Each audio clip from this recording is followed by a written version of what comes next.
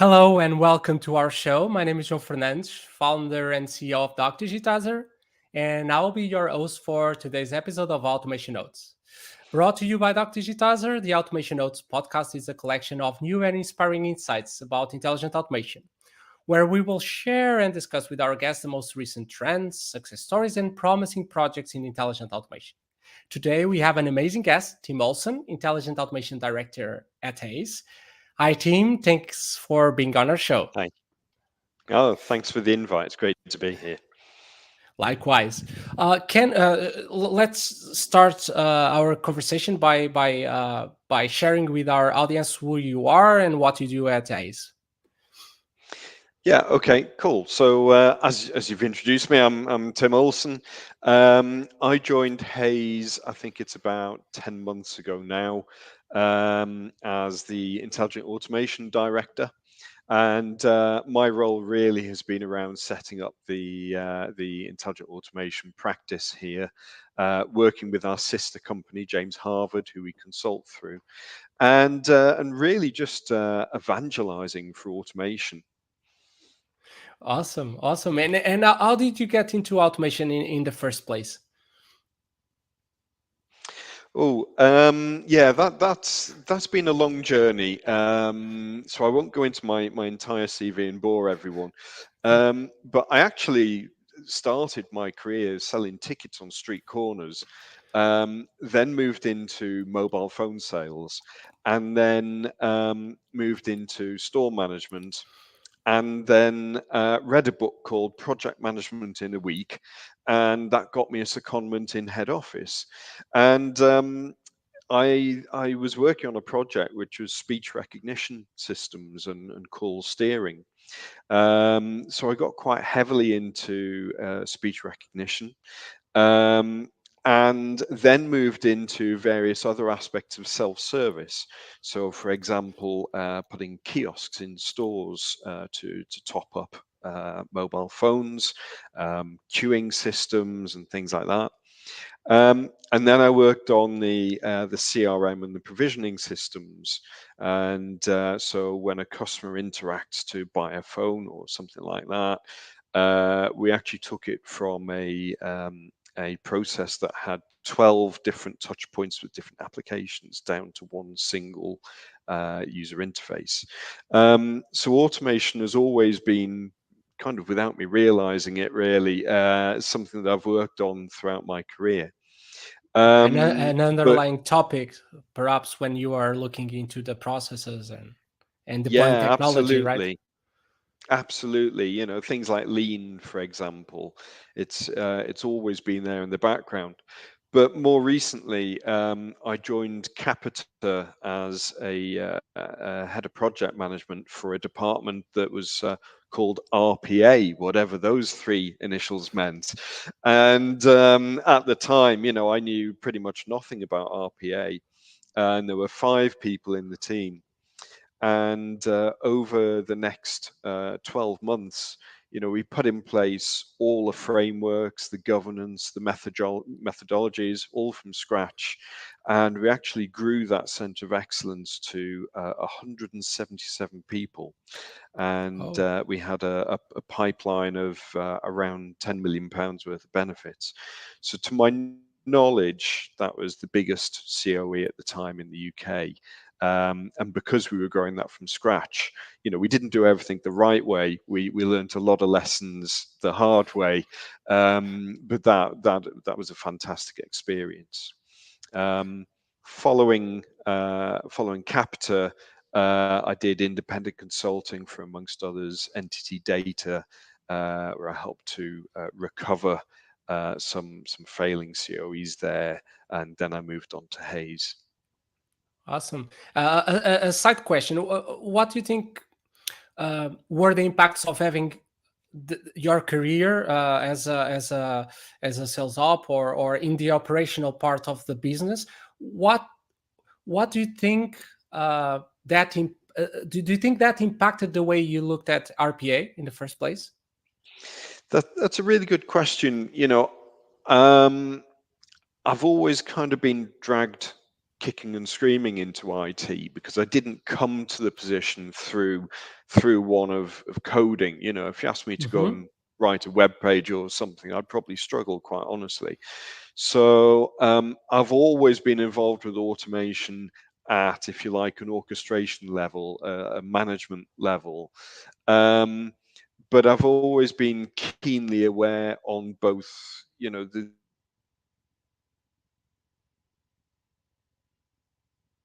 the business of, you know, when I was working in mobile phone stores, I was always reflecting on how the salespeople would interact with the systems. So I was very, very conscious about making systems as simple and as straightforward as possible. So, you know, RPA, um, you want to make sure that whatever you're automating, it's not a horribly complex process. You want to get it lean and efficient first before you automate it. So yeah, it's given me a really good grounding in that, I think. And do you like to share any success case or use case that you think might be relevant for our audience to know? Um, so when I was working in Capita, we were facing off to about 70 different business units, and we were delivering use cases across, you know, many different industries. But I think there was one that stood out as probably one of the more interesting deliveries that we did. So we had one business unit whose role was really to service IT equipment across both Capita and other organizations. And one of the things they did was to service printers. Now, if you imagine there's thousands of printers out there, and you know, some guy called Joe would have to get in his van and drive to Leeds to change the toner in a printer. And inevitably, what would happen is when Joe got back again, something would break in that printer, and then he'd have to get in his van again and drive out and fix that. Um, so what we did was we looked at all the components within a printer and the lifespan of each of those components. And we also looked at the service history for the printer as well. So next time the toner was low and Joe jumps in his van, we would automatically tell him what statistically was the next component of the printer that was likely to break. And he would take that component with him and proactively maintain the printer. And therefore, you know, we managed to reduce vastly the number of call outs and the number of miles that these guys were driving in order to maintain these printers. Which Now, I'll be honest. which in scale, I imagine it must have had been a very impactful thing to business, right? Yeah, yeah, no, it was absolutely huge. So yeah, that was definitely one of the more interesting ones I've worked on. Awesome, awesome. Going now to your experience in Ace, I know that you are in Ace you started in Ace 6 months ago, I think. Um, so Ace focus a lot on recruitment, human resources. So what is really the role of intelligent automation Yeah. on Ace digital transformation strategy? Is this something new, or is something that they already are deploying RPA? Or, share Yeah, a little bit the context.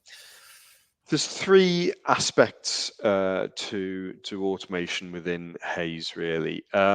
The first one, and I can't take the credit for this because it was already there when I joined, but we have an internal center of excellence within Hays, which is running automation anywhere.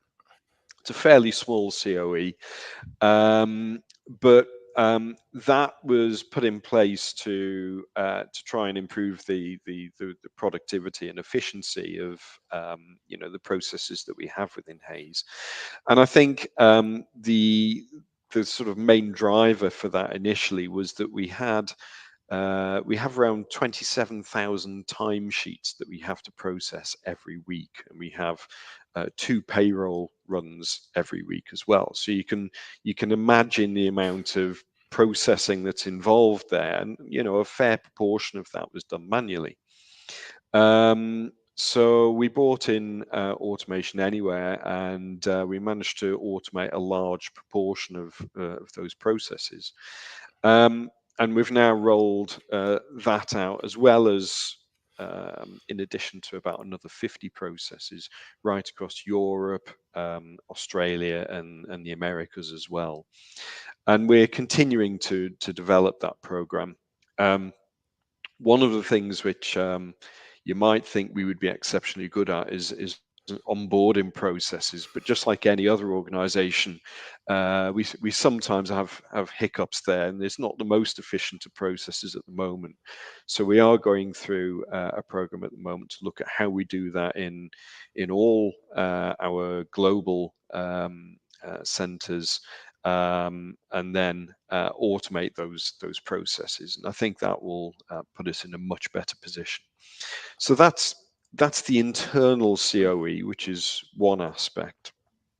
Secondly, I'm sure everyone that's watching this will be acutely aware of the fact that we really have a skills shortage in automation in the UK, and generally speaking, we're just unable to meet the demand for automation that's soaring.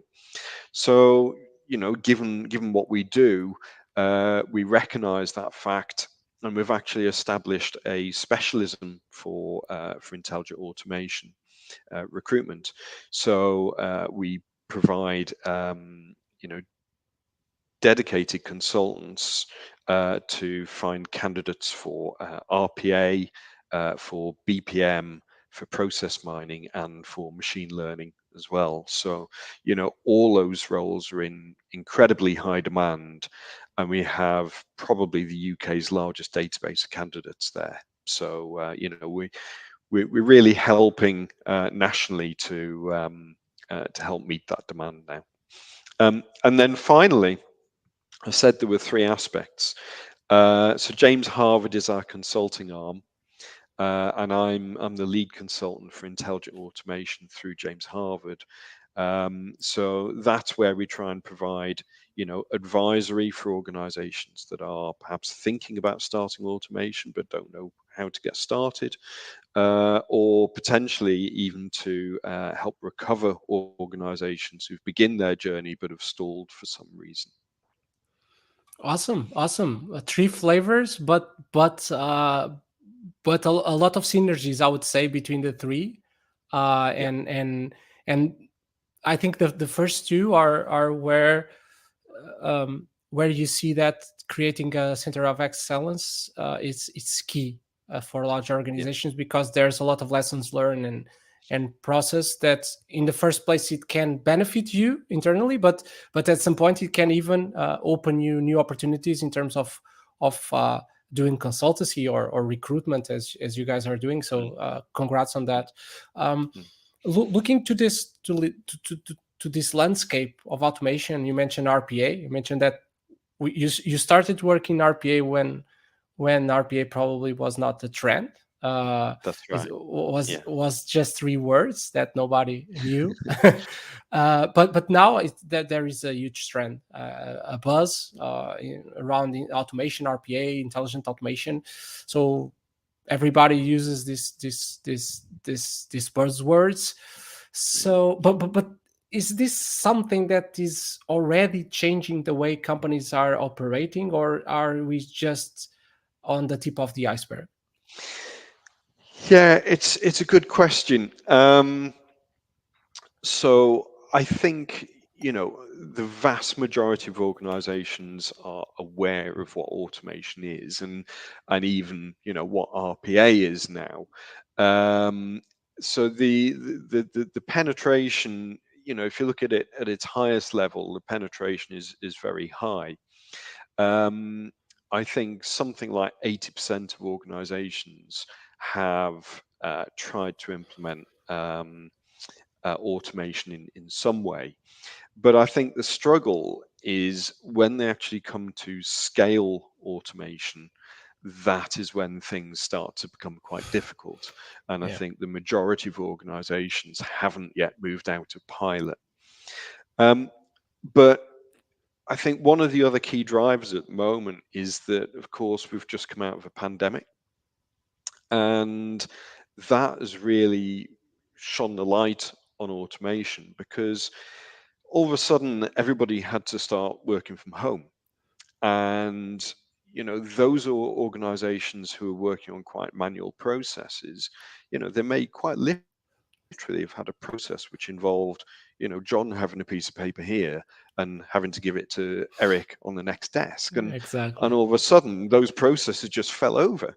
And I can tell you, I was trying to arrange a new bank account on the phone with an unnamed bank, and it took me about 4 days to try and get through to them. And that's because they were reliant on manual processes. So all of a sudden, there's been this huge realization across all industries, really, that where they have these vulnerabilities that are unable to cope with peaks of demand or changes in ways of working, they now recognize the fact that there is a need to automate. Um, and of course,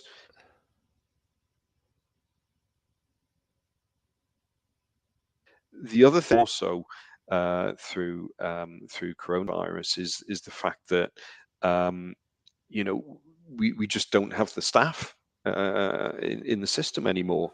So as I say, there are huge shortages in a whole variety of roles, and people are looking towards automation to try and fulfill that demand.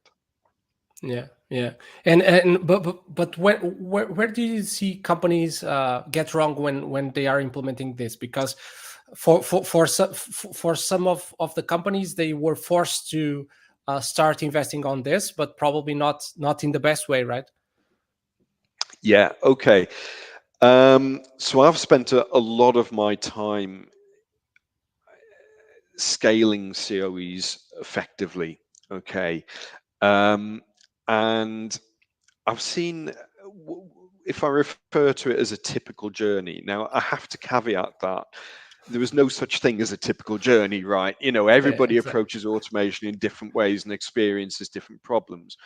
But if you were to go out and look at 300 organizations that had implemented automation and then regress that down to some kind of chart, I think you will find that that comes to like a change curve if I do it this direction like that.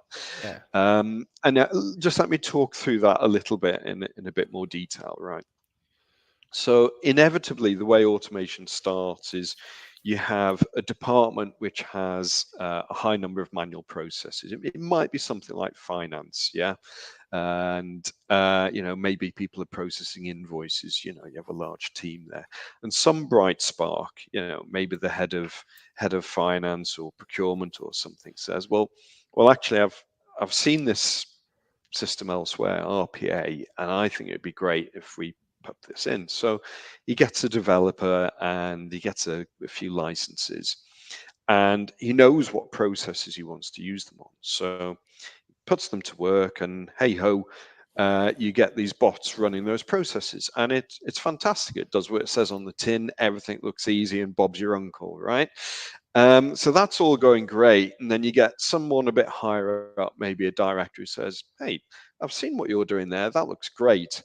Tell you what, if I could roll that out across the organization, it's going to look great for me. So, oi, Bob, do it elsewhere."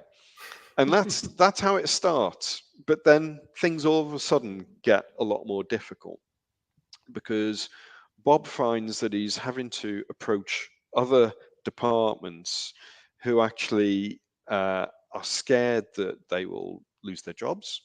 The managers are scared that they will lose control of what's happening in their department. And also, let's be honest, the managers fear that they're going to lose their status as well. exactly. So there's an awful lot of resistance and pushback, and that's probably the biggest problem out of everything. It's the biggest problem, and I call that robophobia, right, or automation anxiety. So that's absolutely key. But in addition to that, Once you start rolling out to other areas, first of all, you've used up all your quick wins that you knew about in your own department. So all of a sudden, you're having to find opportunities in other departments that actually you know a bit less about. So that makes things harder. Secondly, all of a sudden, IT and information security and infrastructure start to take an interest. They start asking, well, actually, is this 27001 compliant? Is it pen tested?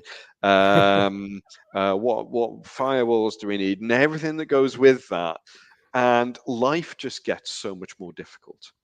Um, Similarly, by now, maybe you've got around, 15, 20 processes.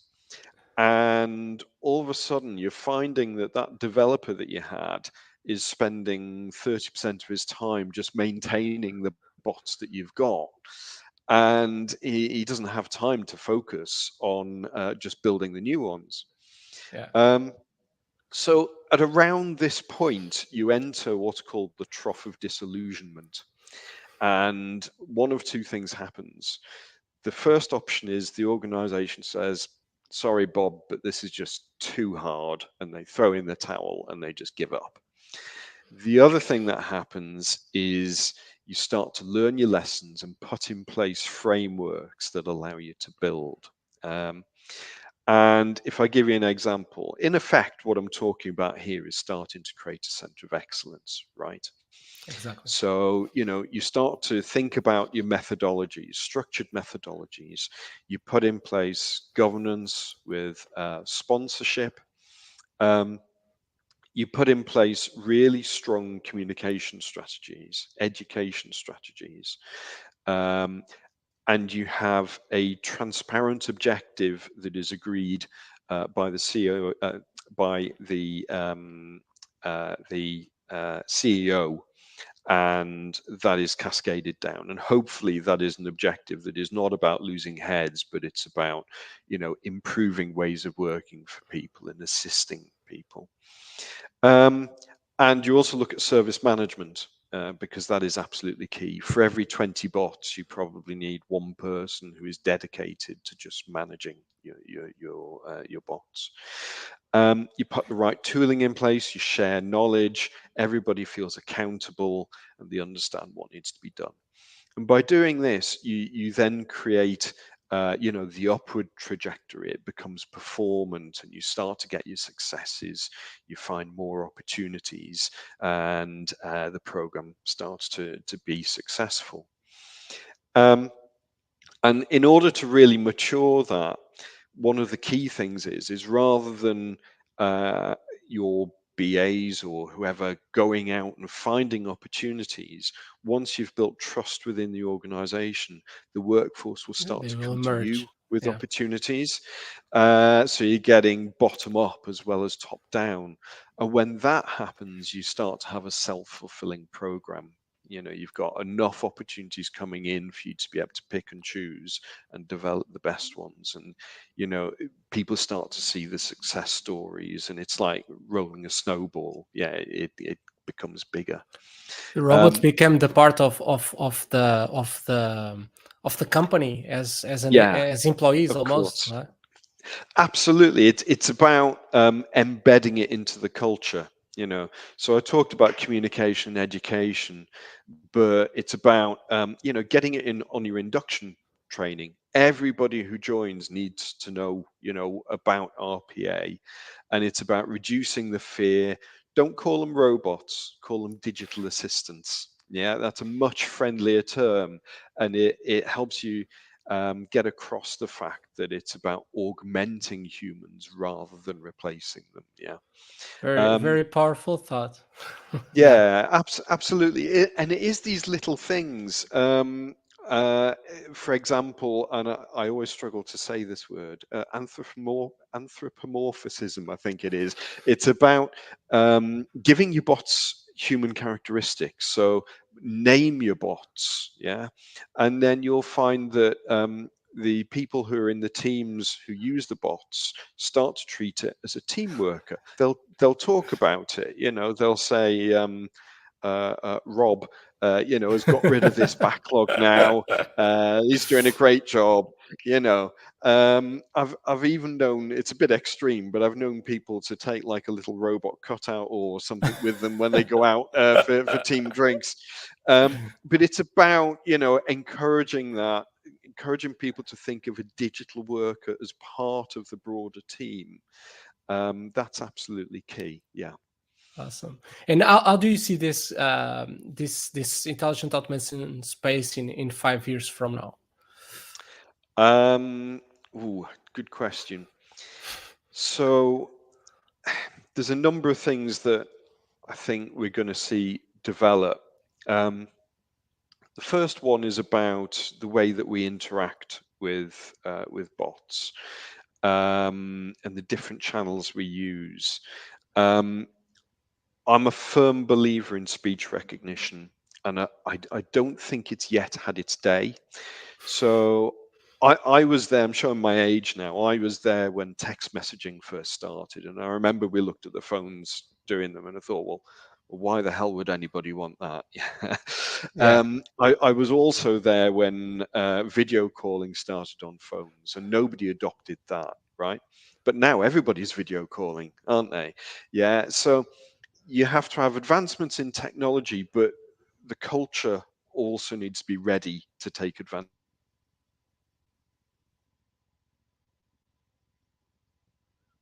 of it.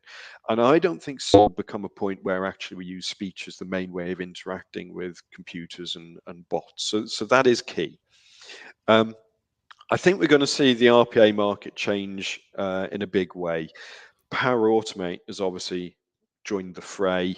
It's considerably cheaper. It's not really yet suitable for enterprise wide automations, but that will come.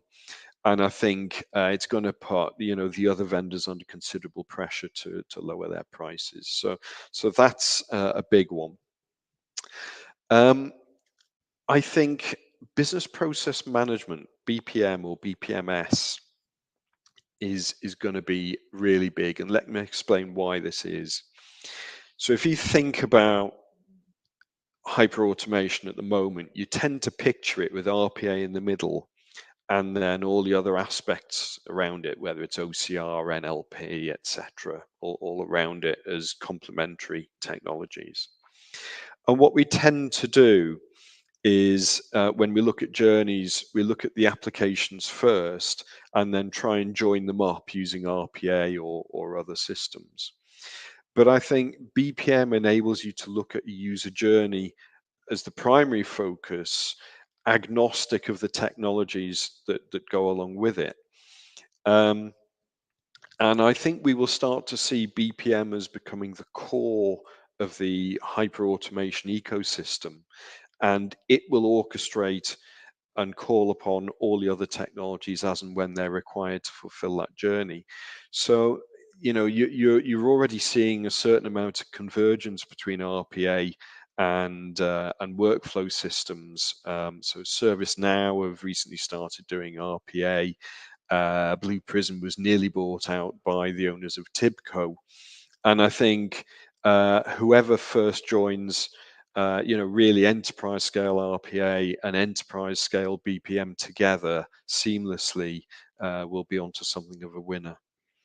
I think you're also seeing cloud becoming more and more common.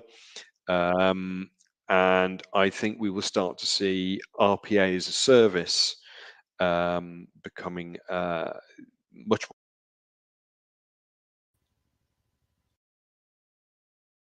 more common in the industry. We're seeing those trialed by a number of vendors at the moment. So there will be this move away from annual licenses, much more towards.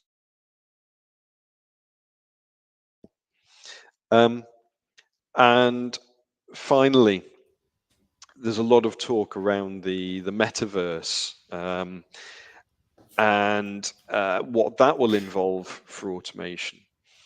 And that's a really, really interesting one. Because if you think about how people interact with the metaverse, it's through digital avatars. And of course, there's nothing to stop you from putting a digital avatar on the front of a bot. If you think about chatbots at the moment, you look at Amelia from IPsoft, that presents you with a physical face and image.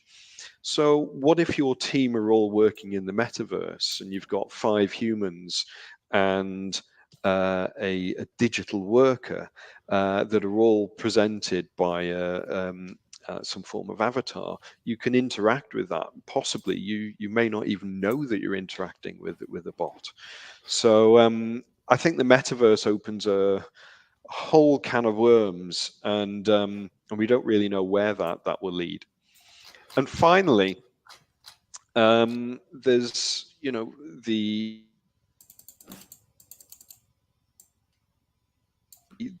number of physical robots as well. So, for example, I have a robot lawnmower. My friend has a robot vacuum cleaner. And I think very shortly, we're going to see everybody having those robots in their home. We all have Alexas, or we use Siri. So these technologies are all, much more commonly used, and we'll see them evolving into being more integrated with RPA as we move forward as well. Awesome. Let's hope all this comes true in a way during the fight, because predicting the future is always very difficult. We Yeah. always like to ask our guests to recommend a book, a podcast, or even a person to follow, for our audience to know more about intelligent automation. What are your recommendations? Okay. Books wise, I'll be honest, nothing has really sort of rocked my boat there, so to speak. But there is one that I would recommend. So I spoke before about the change curve and what organizations tend to go through and how you can mitigate some of those common problems. So there's a book called Robotic Process Automation and Risk Mitigation: The Definitive Guide, and that was written by Mary Lassity and Leslie Wilcox. And I think if you're looking for a sort of one-stop shop of risks that you need to mitigate, that's a really good book. It's quite comprehensive, and it kind of tells you the way not to do it. Yeah, the things to watch out for. So that's a good book. Um, with regards to blogs, so there's my own blog, or collection of blogs, which you can find on jamesharvard.com/intelligent automation. Perhaps you might be able to share that one for me, but I've got a number of blogs on there, including one around the change curve. Awesome. Some of the people that I have a lot of respect for in the industry, and I follow them. Wayne Butterfield is one. Kieran Gilmurray is another. He has quite a good series of podcasts and webinars. There's one called Third Thursday. But I tend to get quite a lot of my information from articles, actually. So The Economist actually is very good. Every now and again, it will come up with some articles around how automation is likely to affect the economy and society. That's very good. And then you've got people like HFS, Gartner, and Everest who will assess the automation solutions out there in the market, and I find them to be very good. Yeah, And I think they have been finally, publishing a lot of reports around, not only about RPA, but also around all the toolkit, IDP, chatbot. So yeah, yeah, yeah, that's right. And I think finally, actually going out there and seeing people, believe it or not, is great. So I quite frequently go to the IA Exchange conferences. I think there's one coming up in November, which I'm speaking at. But I find them very good. You have a lot of suppliers and many COE leads go along there, and that's always very, very productive as well. fantastic, fantastic. And what is next for UNAs, and how can our audience reach out to you? What's next for us? I think it's really just continuing to grow what we're doing and expand. I want to work with new suppliers. Obviously, I want to expand our list of clients. Doesn't everyone? Um, and further develop our propositions and our portfolio. Um, I think something that I want to look into is up until now. Certainly, from a recruitment perspective, we've been limited to software automation. Um, I think I might start looking at physical robotics and the roles that are involved in that as well. So I think that's something that I'd be interested to look into. Um, Fantastic, Tim. Uh, do you want to add something? Sorry. no, just if anybody wants to get in contact with me, probably just reach out on LinkedIn. So I'm very active on LinkedIn. I'd be happy to speak to anyone there. We have been sharing your LinkedIn on the footer, and alongside with your recommendations, we will share all of them in the episode description. So, Tim, it was really a pleasure to meet you, I think this was a very insightful episode for people that are looking and that are looking for more information about intelligent automation, and we covered most of the life cycle, let's say, with a lot of pitfalls, and the framework that you share is I think it's very helpful for people that are starting. So thank you again for taking this time to meet me and chatting with me, and for being on the show. You're welcome. It's been great talking to you. Thanks for the opportunity. Awesome. So before we close, if you are looking for intelligent document processing tools, aiming to parse through a wide range of unstructured content, document emails, probably audio. If you are tired of having this complex setup process, often layout by layout, or that requires a lot of training and still with the low data accuracy, visit our website, docdigitizer.com, and find out how you can deploy 100% accurate IDP platform, enabling you to process any document, any layouts with close to zero setups, on average 6 times faster than traditional data capture tools. Use our code Automation Notes 10 and get 10% discount on any DocDigitizer subscription, which is a small gift for our audience. To stay up to date with the latest intelligent automation trends, success stories, and promising projects, make sure you like and subscribe to our channels. We will be on YouTube, Spotify, Anchor, Apple Podcasts. So you just subscribe them all, and you get us notified once we submit new episodes. I've been your host, João Fernandes, and this has been Automation Notes. See you next time.